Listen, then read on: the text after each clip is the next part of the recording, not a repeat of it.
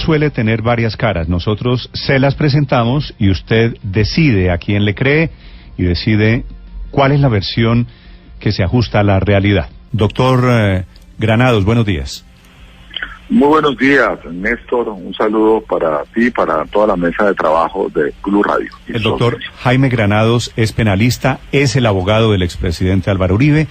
Me comunicó con el expresidente Álvaro Uribe, pedí que entregara una versión sobre esta acusación.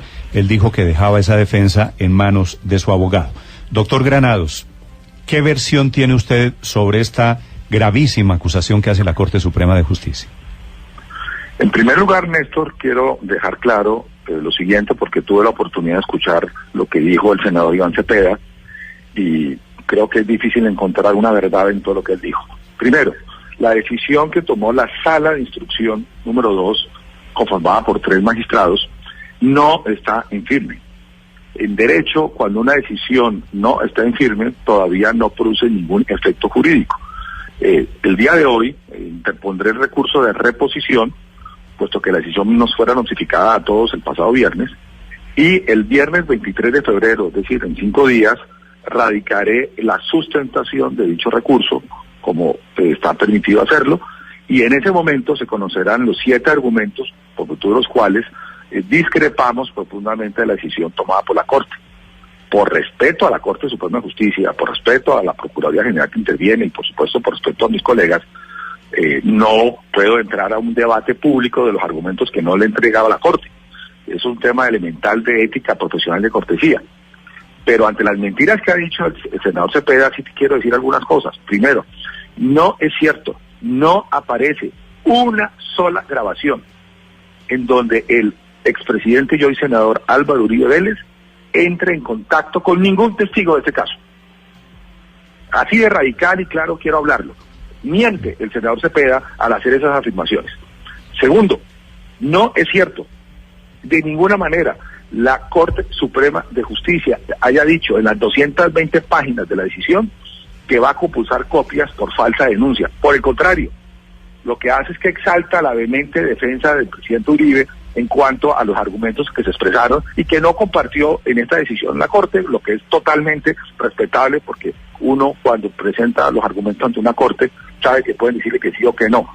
En ningún momento dijo la Corte que esto era una falsa denuncia.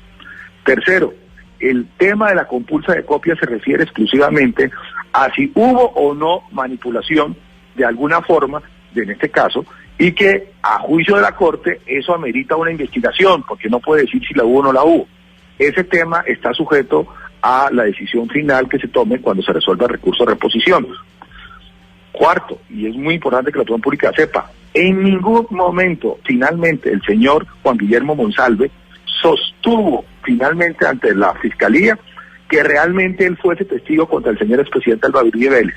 Cuando yo lo contrainterrogué en la Fiscalía ante un fiscal delegado ante la Corte, el señor Juan Guillermo Monsalve dijo textualmente: no me consta nada relacionado con el señor expresidente Álvaro Uribe Vélez. Así de categórico fue. ¿Y por qué? Lo que denota claramente que fue manipulado previamente. Estamos hablando de Monsalve, el hijo del mayordomo de la testigo, el hijo, exactamente, Néstor, el famoso testigo. Doctor Granados. Dijo en mi presencia que no le costaba nada contra el señor expresidente Álvaro Uribe Vélez, por Dios. ¿Y por qué entonces ese Monsalve, acusado de paramilitarismo, condenado por paramilitarismo, a Cepeda y en otra declaración dice lo contrario?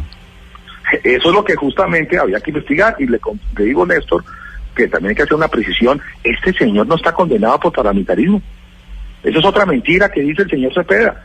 Este señor está condenado por secuestro a 40 años, secuestro extorsivo. Una cosa es ser un secuestrador y otra cosa es ser un paramilitar, son dos cosas totalmente diferentes. Por eso ese señor no entró en la Ley de Justicia y Paz.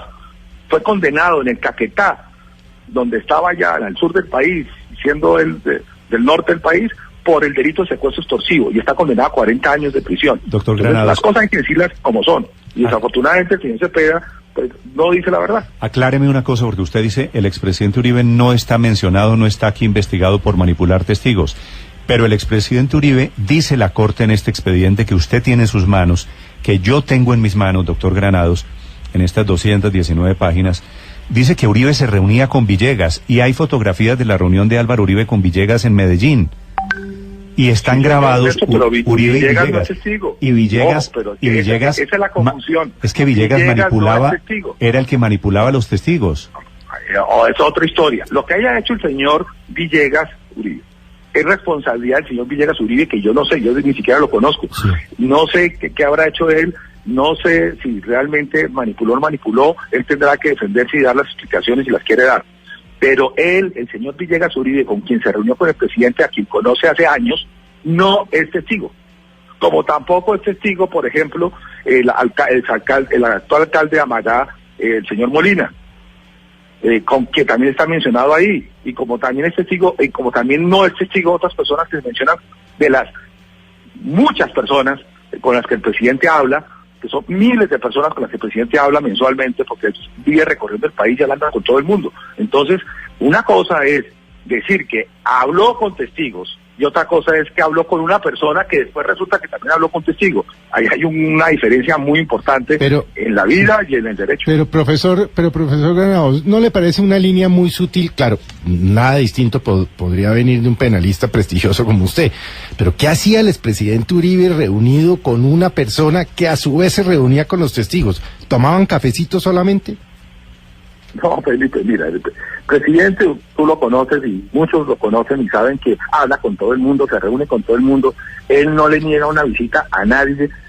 ¿Y qué pasó? Este señor a quien él conoció, el señor Villegas Uribe, quiso reunirse con él y quiso plantearle las inquietudes, y el presidente lo recibió y el presidente se reunió con él y estaba preocupado, y al presidente le decían, mire, que le quieren hacer un montaje, que mire lo que le están haciendo. Eso es perfectamente entendible para cualquier persona, y eso no significa ni mucho menos que él haya estado detrás de algo. Él no aparece le voy a complementar la pregunta de Felipe. La prueba de que hablaban algo relacionado con este caso es que es en la conversación con Villegas en donde Uribe le dice, no tengo aquí la frase. Están investigando a mí con usted y tienen interceptado el teléfono. O sea que esta llamada la están escuchando esos hijueputas. Para que sepa, yo por la mañana voy a hacer un escándalo en Twitter con esto sin mencionarle a usted. Como efectivamente lo hizo. Es decir, y el escándalo y en Twitter lo pone. Pero es decir, Villegas y Uribe sí estaban hablando de este tema. Pues claro, es que el problema no es hablar del tema. En este momento estamos nosotros haciendo una conversación pública que escuchan miles, cientos de miles de colombianos sobre el tema. Aquí el problema no es que hablen del tema. Era lógico que el presidente Uribe estuviera preocupado porque le estaban montando un cartel. A él sí le faltan testigos.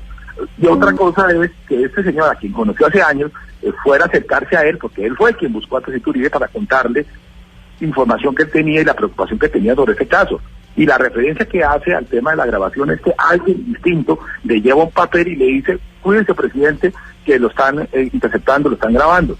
Y ustedes conocen al presidente, y que el presidente es una persona que dice lo que piensa. Él no dice algo y piensa algo distinto. Es un hombre absolutamente claro y transparente de siempre poner la cara y siempre decir lo que piensa.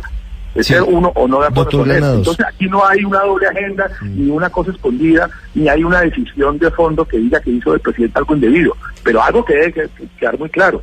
A diferencia del presidente Uribe, que jamás se reunió con ningún testigo, el señor Iván Cepeda, en el caso solo de Juan Guillermo González, elevó 27 peticiones para reunirse con él. 21 de ellas fueron tramitadas y en 11 ocasiones se reunió con él. Doctor que el Granados. país lo sepa, 11 ocasiones. Sí. Así que aquí no estamos hablando de una visita accidental y que por casualidad me enteré, sino que fue 11 veces a las cárceles a visitar al señor Juan Guillermo González. Es muy diferente esa conducta a la del señor presidente Uribe, que jamás se ha reunido con González ni con ningún testigo. Doctor Granados, ¿por qué el expresidente Uribe le pregunta con tanta frecuencia y con tanto interés a Juan Guillermo Villegas sobre las investigaciones de la justicia en ese caso? Y le pregunta por su primo Mario Uribe en una investigación en Azogán, y le pregunta constantemente si hay nuevas declaraciones en el caso de la hacienda Guacharacas. ¿Es habitual, es normal que en una charla entre amigos se hable de esta manera sobre lo que está pasando en un caso que los involucra a los dos y luego eso desemboque en una reunión que queda documentada? No tiene nada normal que una persona hable con alguien que conoce hace años y le pregunte sobre un asunto que sin duda les preocupa a ambos, porque a usted le parece poco que en una hacienda, que es Guacharacas, donde asesinan al padre del señor Tito Uribe, donde dejan gravemente herido a su hermano Santiago Uribe Vélez, donde se las incendian, donde la tiene prácticamente que regalar esa finca, resulta que no se pueda preguntar ni preocuparse sobre hechos relacionados con esa finca. Por favor, es decir, yo creo que aquí se está utilizando en la crítica, entiendo, con el criterio periodístico que corresponde, una suspicacia que no debe tener lugar. Es decir, lo extraño sería, sorprendente sería que el señor expresidente Uribe no se preocupara por ese tema. Y eso sería bien visto, que no se preocupe por la hacienda donde asesinan a su padre, por la hacienda donde casi matan a su hermano, por la hacienda que quemaron y que tuvieron que prácticamente regalar. Eso sería lo normal. Por favor. Entonces, aquí, insisto, ya se verá cuando conozcan los argumentos que vamos a escribir ante la Corte Usted Suprema. le dice, doctor Granados... Antes sería muy difícil porque sería irrespetuoso con la Corte plantear un debate público de lo que todavía no le ha entregado la Corte. Pero es el orden de las cosas. Usted nos está anticipando que va a responder ante la Corte con 7 grandes argumentos, ¿le entendí bien? Es correcto, Néstor, van a ser 7 grandes argumentos donde se verá por qué disentimos radicalmente de lo que la Corte en su sala de 3 decidió. Pero además quiero decirles, hacer otra precisión, ya no tanto a lo que dijo, las mentiras que dijo el señor Cepeda, sino a una imprecisión en un comentario de la mesa, y es relacionado con el tema de la engavetada de un expediente. Quiero decir lo siguiente, yo soy abogado en ese caso, que supuestamente está engavetado. ¿Usted sabe cuánto tiempo duró investigando la sala de instrucción que preside el magistrado Barceló Camacho este caso de la denuncia contra Iván Cepeda? ¿Cuánto? 6 años. 5 años. 6 años. Un poco más. 6. Fue en marzo del 2012 a febrero, que no ha terminado, del 2018, son 6 años, ¿correcto? Uh-huh. En el caso de el llamado, entre comillas, engavetado, ¿sabe cuándo llegó al despacho de ese magistrado en la Corte? ¿Cuántos años? En diciembre, en 2014. diciembre del 2014, es decir, lleva 3 años, 3 meses. Entonces, es decir, ¿es inusual en la Corte que un proceso en preliminares dure 3 años, 3 meses?